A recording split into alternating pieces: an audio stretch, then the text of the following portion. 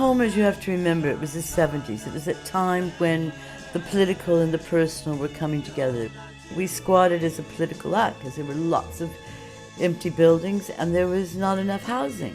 There was a guy and his wife who started a bread shop. They had a £10 note nailed to the wall saying, "We don't take money."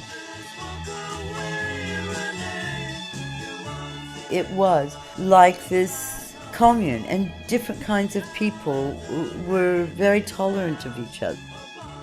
George was just another one of the people who was around, and you could see if he was homeless how he would gravitate to somewhere like Tolmer's rather than being under the bridges or under the arches. You know, there was stimulating cultural life. Since I knew he was studying at the university, researching into genetics at University College, as I understood it, he always seemed sort of somebody who was academically quite distinguished. That's the way he came across to me. I was a young man. People who knew him at the time, in the late 60s and early 70s, who encountered him often on the streets of London, invariably speak about a man who was a wonderful raconteur and just a really, really interesting person to sit on a park bench next to and open your ear to.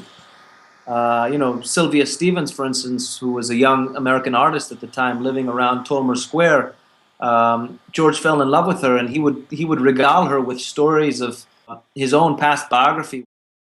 I always knew he was, he was a troubled man, but you knew from the beginning that he was somebody who had another life that was probably quite high-powered.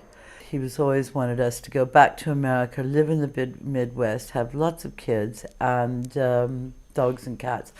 I mean, I wasn't in the equation, I promise you.